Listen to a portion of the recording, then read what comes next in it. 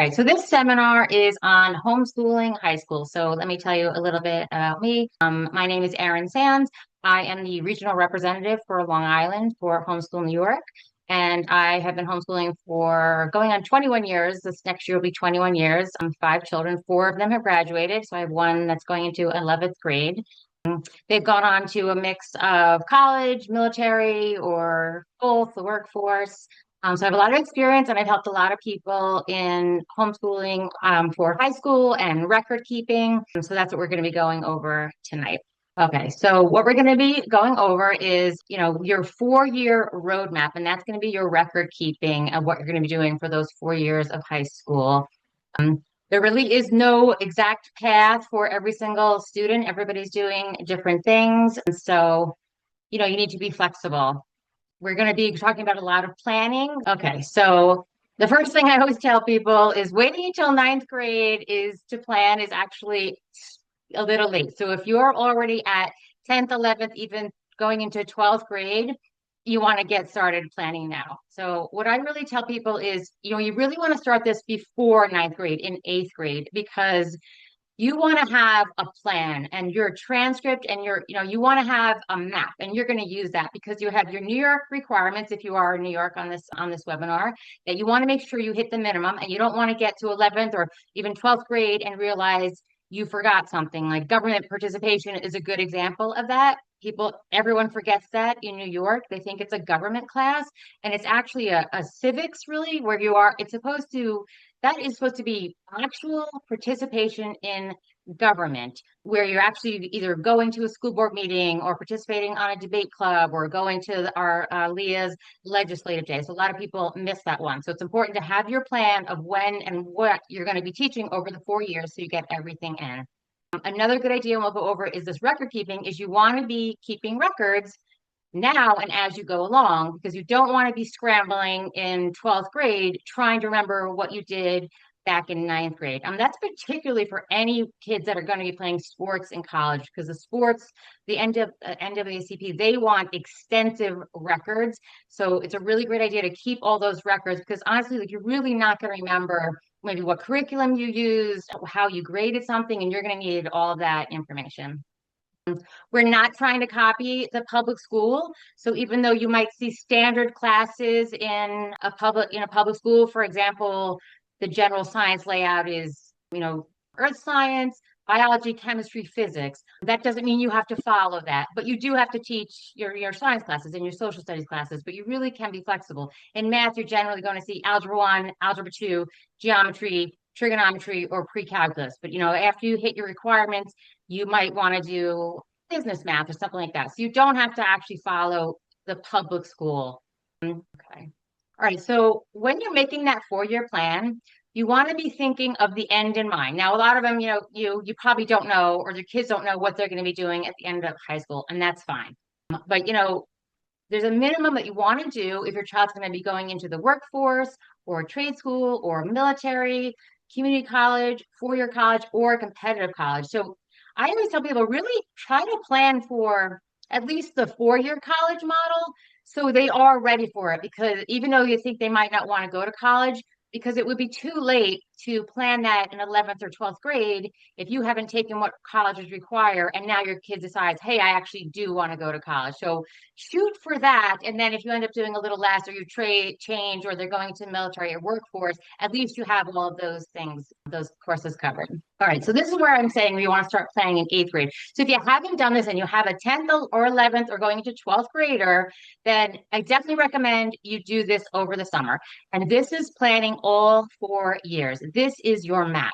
What are you going to teach every year? And of course it can change, and it can change every year, but you want to at least have that in there as a placeholder so you know you're going to cover that subject. For example, New York State requires 4 credits of English. So you need to teach English in 9th, 10th, and 11th grade. So you're going to want to plan. Maybe it's American literature. Maybe you're going to teach a writing class. Maybe you're planning on AP or dual credit classes. But you're going to put all of those on your map. The same thing with math. Math is generally 2. We're going to go over how many you need of these. Science. Foreign language is not required in New York State, but every college wants to see at least 2 credits of a foreign language. And American Sign Language does count Latin does count. So those are things you're going to put on this map.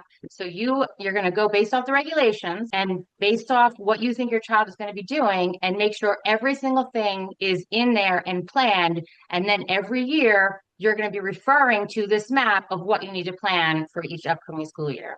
All right. So in New York State, generally it's considered 120 hours is like the national norm, but New York actually considers 1 credit hour, 108 hours for 1 credit. A half would be, about half of that 54. Lab sciences are usually tracked the same way. So if you're taking a biology or chemistry with a lab, the lab is usually going to be a half a credit and the biology or the chemistry will be 1 credit. So sometimes with the lab, depending on what curriculum you use, you could either have 1 credit or 1.5 credits for that. And the same thing for gym and health.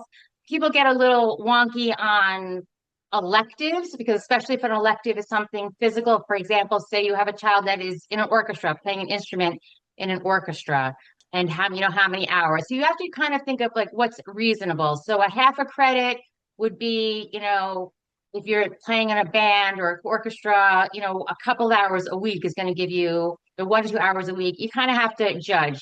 Same thing if you're playing sports and you want to use soccer as a credit and they only playing, in the summer, you kind of can judge, based on about how many hours. That 108 is your standard for 1 credit hour. All right, so this is the New York requirements, which is 18, which really it's the bare minimum. And you should do a little bit more, but we'll just go over these. So 4 units of English, which usually typically include composition, literature, rhetoric, creative writing, social studies. These are actually required. You do need to do 1 unit of American history, half a unit of government participation that I mentioned before, and half a unit of economics. Math. Now, it's generally recommended you do algebra 1 and 2 and geometry because you do need those math skills in life. And then anything beyond that is going to be up to you. If you have a student that's not really strong in math and you want to consider or you want to continue math, you might want to do business math or consumer math. And then as a student that's going on to college may go into pre-calculus or calculus. Science, again, is the same. Generally, physical science, biology, chemistry, physics. You don't have to do those. I know people that have done equine science. You could do astronomy. You could do any science that you want. Physical education is pretty obvious. Fine art, that could be art, music, or drama. Any of those would count for fine arts. And then you need 3 electives. So electives, some examples would be coding classes. Computer science can also count under science if you're doing a lot of coding classes. Personal finance, driver's ed, things like that. What counts for credit is really, and I'm trying to teach this in homeschooling, like any activities that your child is doing outside of the general academics can be counted for electives. I'll give you an example. My sons were in Royal Rangers and they did frontier camping and they learned, how to use a compass. They learned winter and summer survival skills. And I called that pioneering and orienteering, and I gave them a half a credit for that. So really any type of if your child is in the 4-H club or in scouting, you can take all of those things and kind of count that general hour where I showed you 108 hours for a credit and decide how many credits and what you can call that. You can really be creative in the electives. What also counts for credit is dual enrollment, which I'm going to go over a lot because everyone always has questions on that. Certainly independent study and career training. If anyone happens to get an internship, my son was 16 and started working full-time as an electrician. So I was able to count that career training as an elective for 2 years for electrical work. All right, so you have the New York minimum, which is a little on the light side. Generally, it's recommended if your student is going into the workforce to complete 20 to 22 credits. College is going to be more 24 to 26, and then a competitive college is going to be more 26 to 28. Example, schools like Stony Brook, Villanova, any Ivy League, obviously NYU is going to want more 26 to 28 high school credits. All right, so considering the workforce, so besides your New York minimum, you're going to have an additional year of math, additional year of science is recommended. Again, the 2 years of foreign language was not required in New York State, but is recommended just for a general education. Your electives, and then let's see, move on. All right, college prep is going to be a little bit more. Colleges are going to want to see 4 years of English, 4 years of social studies, 4 years of math, 4 years of science. Definitely at least 2 years. Every college is going to want to see at least 2 to 3 years of a foreign language. Now, is it mandatory for the math and science if your student is going to go into a major that is not a STEM field? You can get away with doing three, but definitely at least three. Four is better.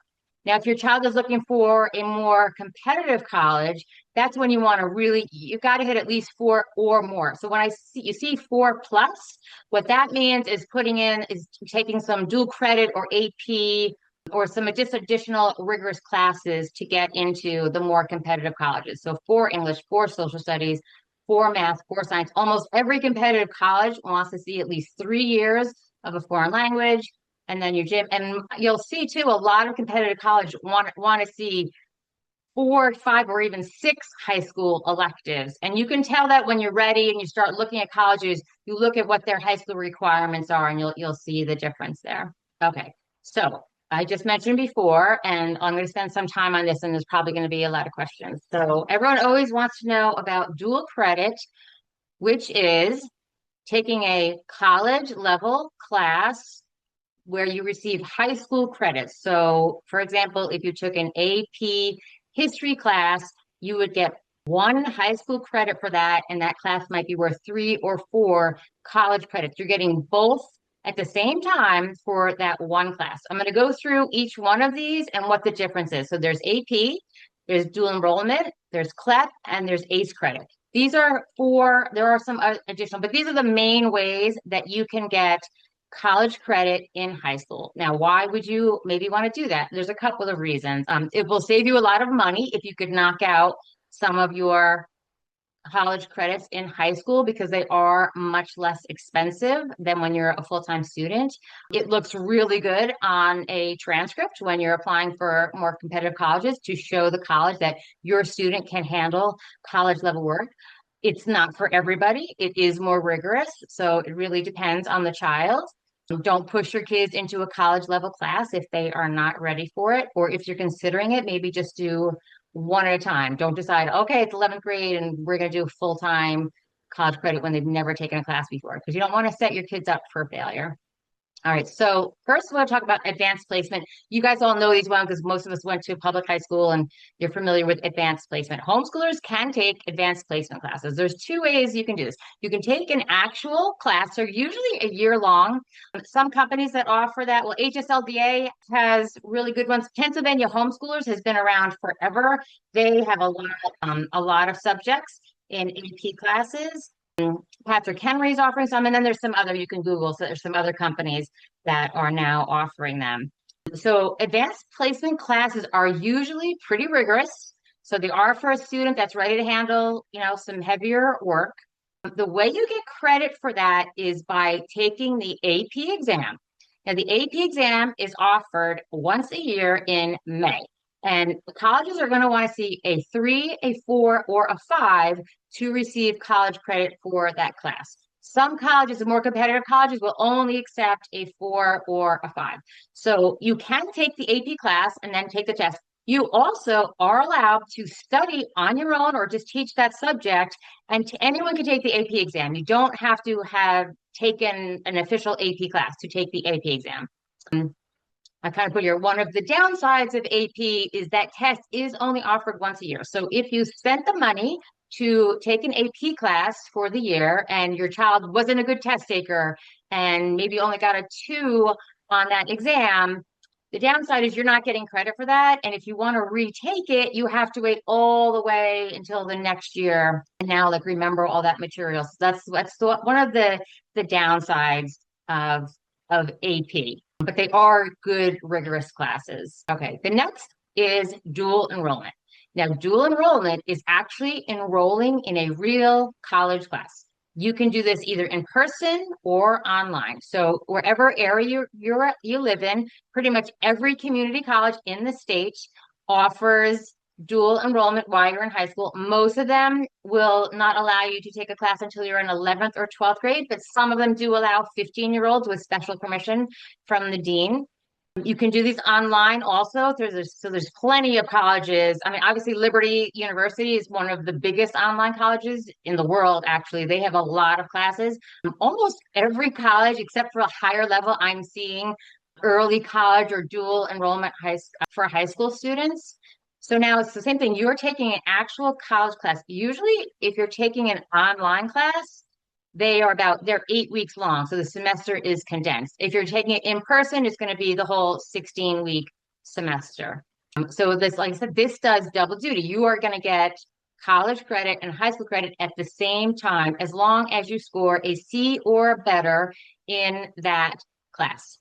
Some compared to the AP exam, the AP credit, dual enrollment can be a little bit better because, for example, you might take an AP class and get an A in the class and not do well on the test and not get credit for the test. If you get a C or better in an actual in-person or online dual enrollment class, you are getting college credit. And the grade does not transfer into the college unless it's from the college you took it from. So as long as you get a C or better, the credit goes in and it goes in as a pass, and that grade is not calculated in their GPA. So you could get a 7, you could get C's and everything and transfer it all in, and those are going to transfer in as pass, not affect your GPA, and you're going to get college credit.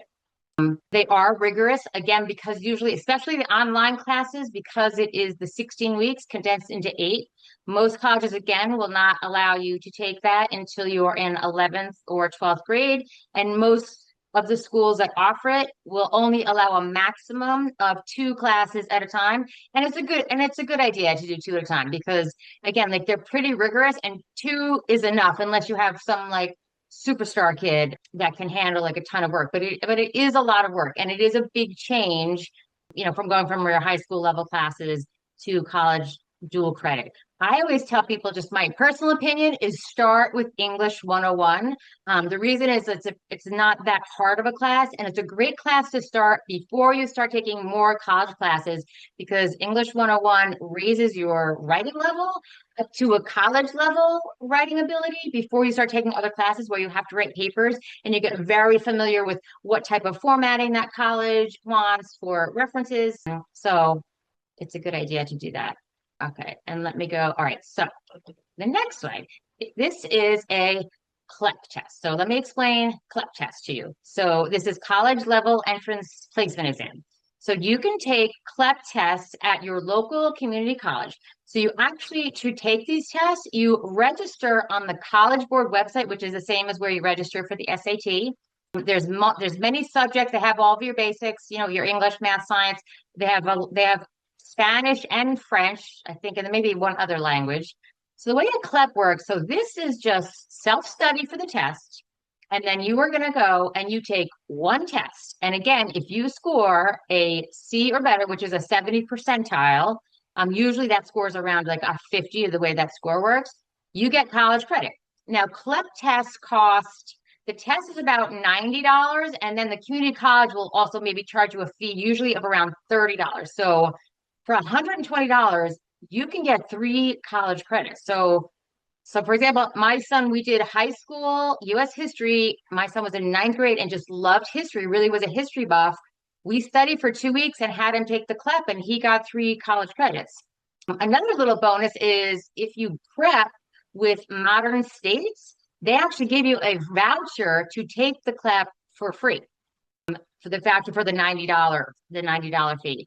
If you do not score over these 70%, you are allowed to retake that. You just have to wait 3 months, but you could take it as many times as you want. So again, it's self-study. There's some Prep Scholar is another good prep class. And then there's books you can get from the library to prep for a CLEP test. So those are like super cheap, easy ways to get a lot of credits out of the way for a subject maybe your child knows really well, or maybe it's a subject that they don't want to take in college and they just want to get it out of the way, or that sometimes you just need to get like your foreign language out of the way.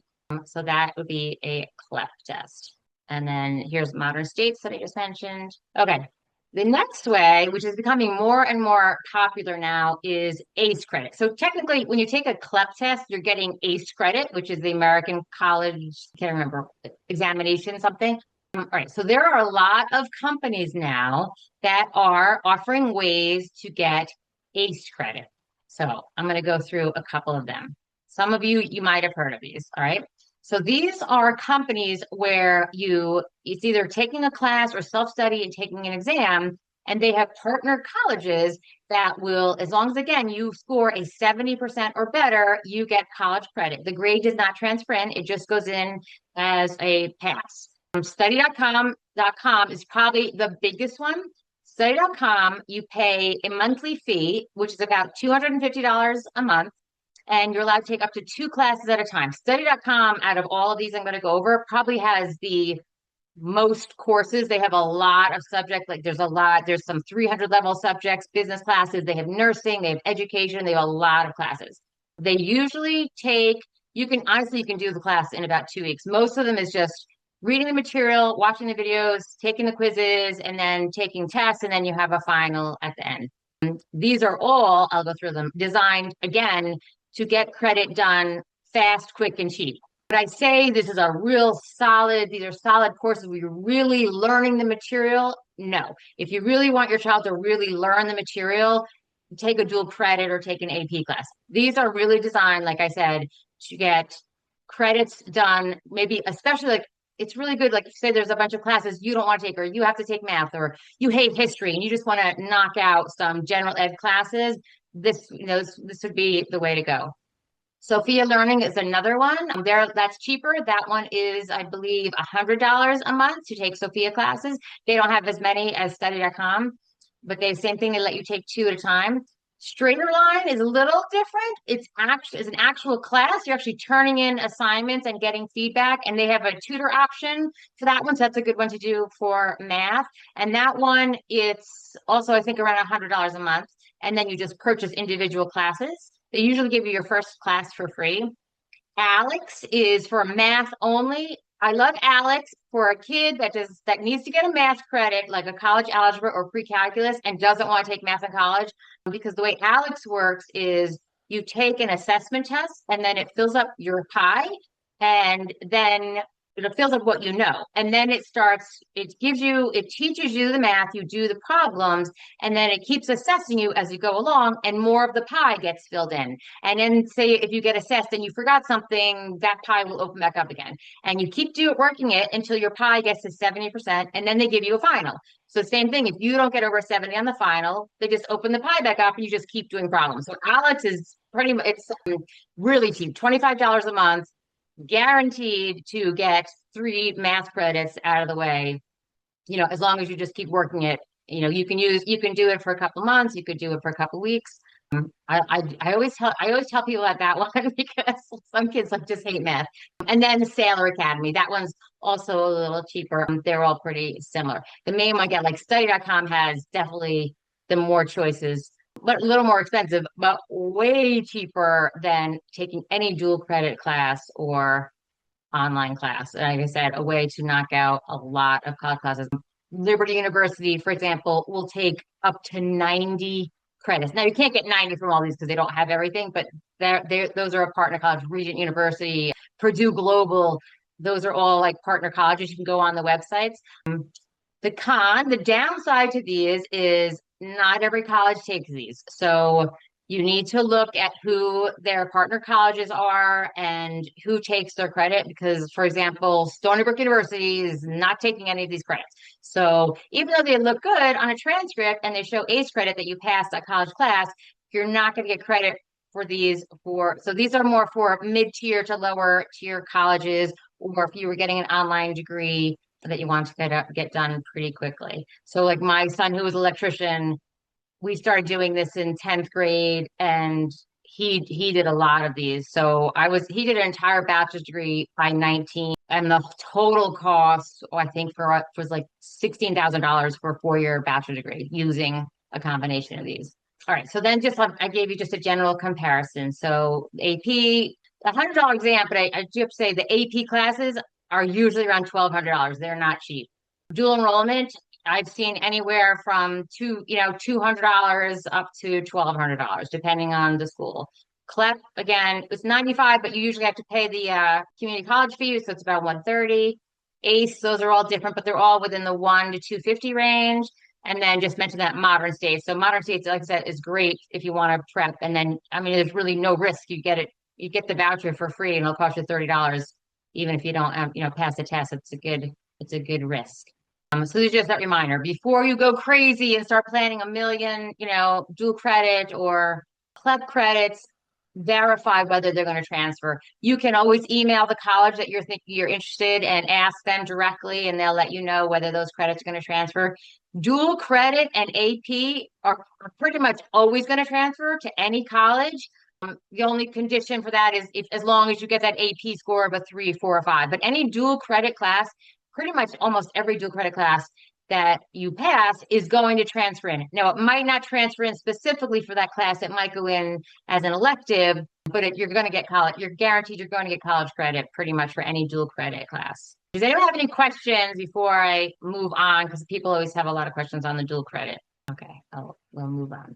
Okay, so we're going to move on to standardized testing. So now college entrance exams. All right, so everybody knows the SAT and the ACT. The CLT is new and maybe not as familiar. We'll go through each one. Anyone can take this test. So some people have concerns for homeschoolers that are not vaccinated. The SAT is run by the College Board. The ACT is also independent. So it does not matter. Even though you're taking those tests inside the school building, you do not need to be vaccinated. You do not need to get permission from any school to take that test there. You just need to go onto the College Board website, you create an account. When it asks you for your school, you're going to either say, there's an option that I don't know my school or homeschool, and these are the codes. The reason you're going to put the homeschool code in is so the results are mailed to you at your home. Otherwise, if you don't, they're going to get mailed to the school that you took the test at. So again, all you need to do is go on to the College Board, and you choose. You can go anywhere in the country, and you just choose the school that you're going to take the test at. So the SAT, ACT, so SAT and ACT are pretty similar, except that the ACT now has science on it, but they've been revamped. And the SAT is being changed again, I've heard. So they're really similar. I advise people, get it from the library, take a practice SAT, take a practice ACT, and see what your child does better on, or see what format they like.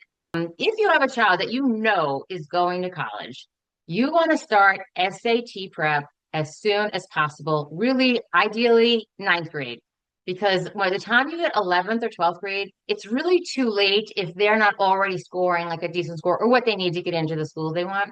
Now, a lot of colleges I know are not even asking for it anymore, but it still holds weight for homeschoolers. And the reason for that is, of course, college, admissions know we are giving the grades. So anything that you have that backs up your grades is going to help you. So if you're showing, 4.0 GPA, A's in everything, and a 900 on the SAT, it's a little, not believable. But if you can back that up with, 11, 12, 1300 on the SAT, you're showing, this student, yes, that's backing up your grades. Also for homeschoolers, again, because they're not coming out of public school, these standardized tests are used for scholarships. There are many colleges that solely use the GPA and the SAT for a scholarship, and a lot of scholarships. So it still has a lot of value. I still think that everyone, homeschoolers, should take one of these tests. Again, I definitely recommend you start prepping. And if you're already 10th, 11th grade, start now. The PSAT, which is on the bottom. So the PSAT I'll explain that one. So the PSAT is taken in 11th grade, and the PSAT is for the National Merit Scholarship. Now, homeschoolers are allowed to take the PSAT. However, this is how it works. So if you want to take it at your local school, they do not have to allow you, but still you can give it a try. So this is what you're going to do to take the PSAT. In 11th grade, in September, give them a couple of weeks before school to start. You're going to call your guidance counselor office, tell them you have a homeschooler in the district and that you would like to take the PSAT. Some schools will let you. If they do not, if you actually go on the College Board website, they have a section on the website that is for homeschoolers, and it gives you a list because there are schools that will allow homeschoolers to take it. And you're allowed to go anywhere, but they are usually generally in your area. You're not going to have to drive too far, maybe an hour at the most. But there are schools that are designated and will allow homeschoolers to take the PSAT. So that's the only place you're going to have a challenge where you have to go through the school. So it's the same thing. You get a list of those schools from the College Board if your school won't let you take it there. And the same thing, you call that school, you call the guidance office, you tell them you have a homeschooler, and you pay them and you sign up, and I think you can pay online now to take the PSAT. So kind of where I was saying, where SAT prep you really want to do early, 9th, 10th grade, is another reason, is because it's prepping you for the PSAT, because it's not just the National Merit Scholarship. They all, like the finalists, there's all different tiers, and it's a lot of scholarship money in the PSAT. The CLT is a newer exam. Now, I'm definitely going to bring up a lot of colleges are now taking the CLT, especially Christian colleges. I see that. Homeschoolers, for some reason, generally do better on the CLT. And I have seen this across the board. And I don't know why. It is more direct, where like the SAT and ACT questions can be a little tricky. The CLT is, it's asking you for the information. It's definitely worth taking a look at, especially if your child is going to probably go to a Christian college. Like I said, I know many people have taken that, and like the scores, their CLT scores compared to their SAT. My daughter scored, so she did well on the SAT, but her CLT score was so much higher. So that's another exam to definitely consider. And you are going to see that test is becoming more and more popular, and every year more and more schools are starting to take the CLT. That test you actually take at home online, and it's a little less expensive than the SAT and the ACT also. Does anyone have any questions on standardized tests? All right, now we're moving on to record keeping and transcripts. Okay, so these are the 6 types of records to keep, and we're going to go through each one. So you're going to need a transcript. You're going to want course descriptions. You're going to keep a reading list. You want an activities resume, a list of awards and honors, recognitions, and community service. So we're going to go through each one of these, and we will start with the transcript. Okay. So I think I'm going to go right to just the sample transcript, so it's a little easier for you to understand. All right. What do you put on a homeschool transcript? So the first thing, name your school. People always think that's so silly, but every transcript that's going in has a name of the student's school. So don't just send it a transcript with your student's name. Name your school. So for example, Doe Homeschool Academy, whatever you want to call it, name your school. It should say official transcript on the top of that. And it's interesting, but official transcript, when your student is applying, if they're doing the Common App or applying directly, you're going to upload your transcript, but every college is still going to want an official transcript. So what that means for a homeschooler is you're going to print that transcript and physically sign that transcript and mail it in through snail mail. That is how a homeschooler can send an official transcript into the college. So use like good paper if you can get good paper. I mean, it's not necessary, but so that's what's going to be your official transcript. Anything that you email or upload is an unofficial transcript. So at some point before your child enters the college, usually by the June or the summer, they're going to want, once they have graduated, they are going to want an official transcript, which you will print and send. Okay, so you're going to have name your school, you're going to have your address, your student's information, date of birth, gender, address, email, phone number. You're also going to have on your transcript the parents' names. It's also a good idea if the parents have any type of college degree or additional degrees, doctor, whatever, to add that. It just gives a little more weight to your transcript. You're going to put your graduation date. If it's before they graduated, that would just say expected graduation date, and then the date that you've printed and sent out that transcript. Now, you can do your transcript in 2 ways. You could either do it by subject or by grade level. So I'll go through reasons for either one. So if you look on the left, this one is by subject. I actually prefer this just personally, because I feel like it's very easy for college admissions to look at your transcript and to see each subject at a glance instead of having to kind of go through the grades and pull out the English and pull out the math. So I actually like this. I also like it because homeschoolers tend to have dates that maybe don't line up with the school year or maybe even the grade, or you might have taken say you decide to do a ton of dual credit or a ton of ACE credit, it looks a little weird to have like, 20 ACE credit classes in 12th grade. So if you had it more by subject, I feel like it just looks a little better.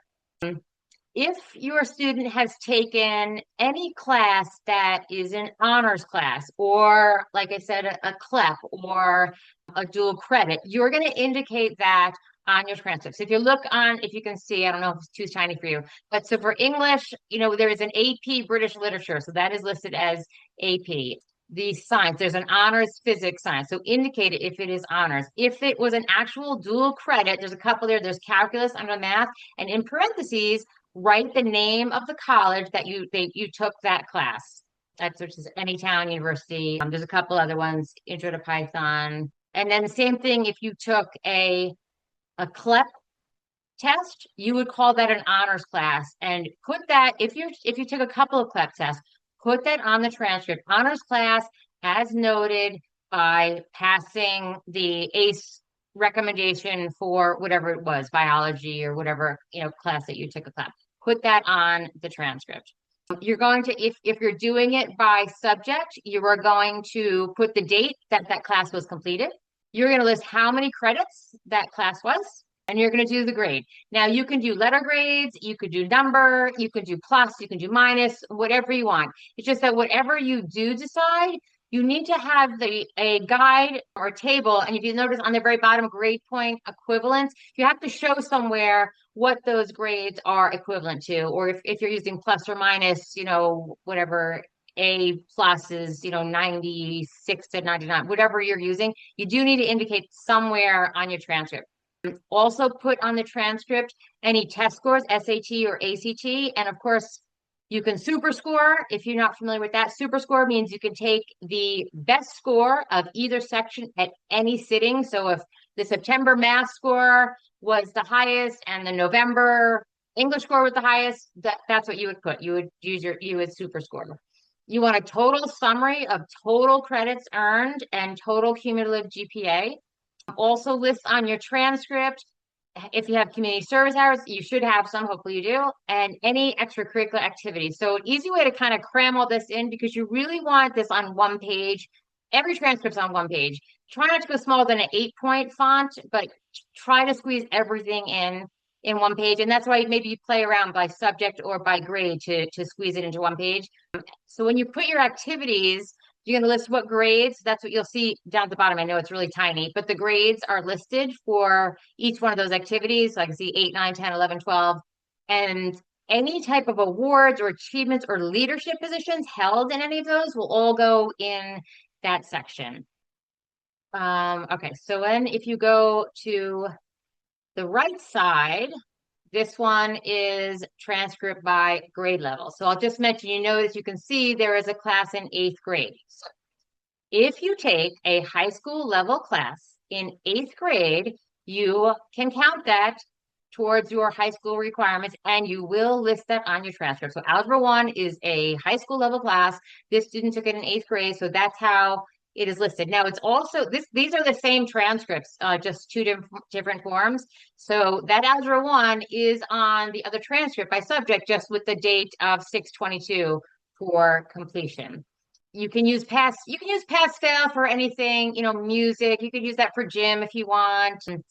Elective driver's ed can be pass fail. That's totally up to you. And one other thing I'm going to mention is you also have the option to do weighted grades. So if your child took a lot of AP or honors or dual credit and you want to use weighted grades, you do have that option. It's just that you need to indicate that in your transcript. So you would have your total cumulative GPA, and then you would have your weighted GPA next to that if you chose to do that. Most colleges do it on their own, so I don't think it's really necessary anymore to do it. They will look and recalculate that GPA based on how many college or dual credits they see. So, but if you want to also do it, it's just that make sure you include both the cumulative, the regular GPA, the unweighted, I should say, and the weighted. Does anyone have any questions on transcript? Is I have, everybody's at? Yes, go ahead. I have a question. So if they take a dual enrollment course, so let's say it's Intro to Python, right? Yes. That's at Suffolk Community College. So how does that, like when they do go to college, how does that transfer? Like how do you log that if it's So only? that particular class is either going to transfer if the college happens to have a class that's the equivalent of that, Intro to Python, then they're going to get 3 college credits and it's going to transfer. And that's on their college transcript. They are going to show Intro to Python 3 college credits and they're going to get credit for it. If they don't have that exact class, that might go in as an elective, like introduction, something that is close to it, like Introduction to Computers or General Computer Science, and they would give them 3 credits for that as an elective. Okay. So that's Some why college, like the but English 101, like you were saying, so if they start with something like English 101, that's something that's going to be at any college and it'll like just transfer right over. I mean, depending on if yeah, they so take it. generally, so again, it depends on the college, but generally, every college has your general ed, at least for now. I know college is getting rid of it, but you have English 101, either some level of math, either college algebra or pre-calculus, usually minimum, right? There's always one science, one humanities, psychology. So those, when you're doing the dual credit, you want to stick with those because those are the ones, Yeah. you want to transfer. If say you have a student that is going to be a chemistry major, and you decide to do chemistry through study.com, that is probably not going, they're probably not going to give you credit for chemistry if that is in your major, because most colleges want you to take the subjects that are specific in your major at the college. So, I mean, it depends. It depends on the school. So, like, don't go crazy. I should mention a couple of other things about dual credit. There's a risk with dual credit on how many you're going to take. I should definitely mention this because when you get over a certain amount of credits you're transferring in, you are no longer considered a freshman. And if you are not considered a freshman anymore, even though your student's going in as a freshman, you are no longer eligible for the big freshman scholarships that they offer. So there is a risk. The cutoff is usually around 54. Most colleges have 54. You cannot transfer in more than 54 credits, or you will not be considered a college freshman. Some colleges take more. Liberty, like I said, takes like up to 90 or something. Some colleges take less. Some college will not take more than 30 credits for you to not be considered. And that's definitely like a more competitive college. So be careful. Be careful how many you take. There's another risk. Say you decide to take a ton and get all the general ed out of the way, 2 years of general ed, and they are going in technically as a junior. And now you have a 18-year-old student going to college, going into 300 level college classes with no electives and no easy classes, and all 300 level college classes as a freshman is probably not a good idea unless you have a superstar because they're adjusting. There's a big adjustment for homeschoolers and now you're taking really high level classes. So do a mix, don't go crazy and add them all at once, especially if your student is going to go away to that school. You have to kind of weigh it. Another thing is to consider is say you did do a ton of CLEPs, which are inexpensive, you do not need to send them all in. So maybe you're just gonna, same thing, say it's like they only accept 30 or 36 credits before you're not a freshman. You can just send in 36. You don't have to send every college class in that you've done. Or say your student got a 70 and you didn't think it looks that good that they got a 70 in class. You don't have to send it. It's optional for what you can send in. Okay. Any more questions? Okay. We're going to move on to course descriptions. All right. So when you're sending in your college application, you want to send in more than just your transcript. So you really want to send an entire packet. And the things that are going to be in the packet are what we're going to go over now. So the transcript obviously is your main one, but the transcript just gives you a list, right? It doesn't give you details. So the next thing that you are going to want to be keeping is a course description. So what you're going to do for a course description is for every high school class your student takes, you are going to do 1 page per class. On that page, let's do history, for example. Let's say U.S. history. You're going to have the course title of whatever you call that class, U.S. history. You're going to have a general overview of what that course covered. You're going to list everything you used, your textbook, your curriculum, if you visited any museums to go along with U.S. history, watched any documentaries, every single resource that you used. You're also going to put how you graded that. So example of that might be 30% daily work, 30% reading, and essays, 30% test. However you want to break that down to show how you graded. How many credits, Michael, how many credits that class was for. Now you're going to have one of these for each class. So that would be your one for US history. So what a course description is also exactly what if you're going to study, your child's going to play sports, they're going to want. So they have their own forms, but basically it's course descriptions. So especially if you have a child that's going to play sports, you want to start keeping these. And again, if you're already at 10th, 11th grade, don't wait, go back and start doing course descriptions for 9th and 10th grade, because again, you're really going to it's hard to remember, after like a year or two have gone by, what you used, how you graded it. You're going to do this for every single class, every single math class, every single science class. You are going to have a course description. By the end of 12th grade, you are going to have a packet of could be 15, 20, 25 pages of course descriptions. And that is going to go with your transcript. There's a lot of reasons. First of all, again, it's a homeschooler. So you are now showing what your student did, and it looks really, really good. It's also it's really good for getting scholarships. When you send in this packet, not only they show that that parent was a very thorough homeschooler and kept good records, you're giving details of what did that child actually learn. And another reason, so for those of you in New York, so a lot of people on their quarterly reports in New York will only list maybe their math book on their quarterly and that they did lessons 1 through 20, and that's it. And a lot of districts will accept that, and it's fine for reporting purposes. It is not fine if your student is going to go to a New York college or a CUNY or a community college, because they're going to ask you for your IHIPs and your quarterly reports. So just the name of a book is not enough. You have to put maybe maybe 3 at the most sentences on what topics did you actually cover. And that's what the course descriptions are. So when they ask you for your reports, if you didn't do that, you could send in your course descriptions with you. But I would suggest, as you're going forward doing your quarterly reports, don't just list the book and just list the lessons for high school. It's fine to do that for elementary school, but not for high school. You need to have 2 or 3 sentences on your quarterly for each subject of what topics you actually studied, besides, plus the grade, obviously. Also, at that point, when you hit high school, some people are still using satisfactory or above average. You really want to start using letters or numbers by the time you hit high school. It's more quantitative. It's what colleges want to see. It's too generic to still just be saying, like, just to be doing, you can do, it's allowed by the regulations, like a narrative grade.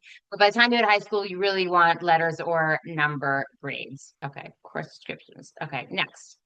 Reading lists. All right, you also are going to keep a reading list. So this is going to start, it'll be just 9th grade, 10th grade, 11th grade, 12th grade, a running list of books that they read during the year. Now, this does not include textbooks. All you need to have on the list is the name of the book and the author. So this is any literature you read for school. Also, any literature they read for pleasure. Put those on the list. Novels, plays, poetry. If you're using historical fiction or biographies, list all of those on your reading list. You should be running list 9th grade, 10th grade, 11th grade, 12th grade. And then that packet is, again, going in with we'll call them your college ready records.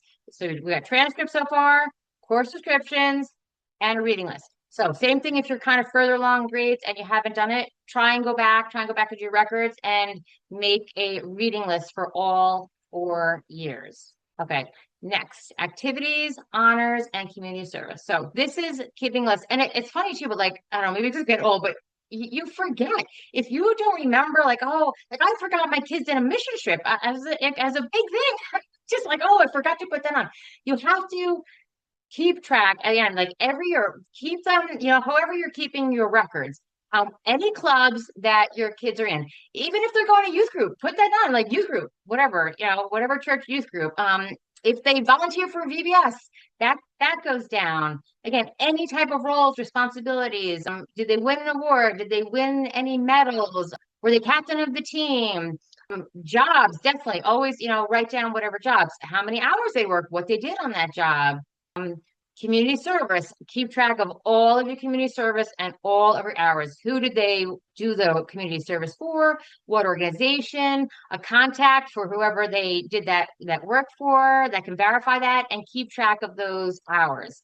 And then again, awards and recognitions. Even even if your child is applying for scholarships and got a bunch of scholarships in 12th grade, put those on your transcript, even though if it's private scholarships.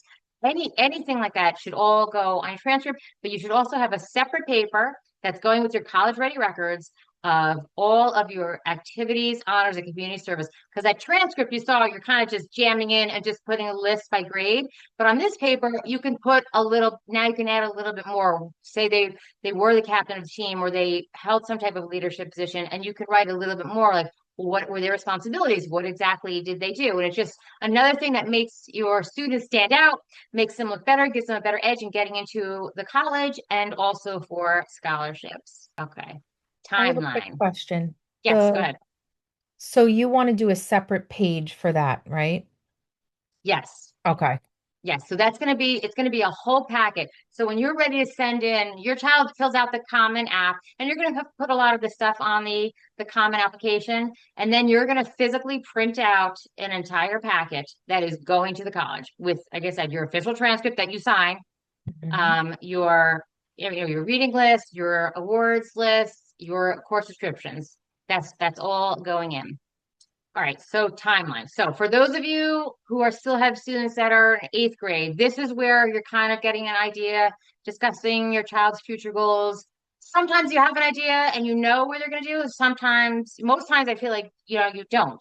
So that's why I kind of say like sketch a 4-year plan with college in mind, even if they maybe are going into the military or going to a trade school or just going into the workforce, because it's too late to go back and add things by the time you get there. Start your reading list, right? The beginning of ninth grade. Okay, so now ninth grade is select your courses. This is really time. This is so ridiculous, but like none of my kids wrote their names on their papers for ever.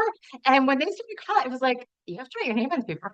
It's so ridiculous, but make your kids start writing their names on their papers and assignments because I don't know if your kids are doing it, but like they don't, they're just handing it to you. So it's just a silly thing, but like something I just didn't think of.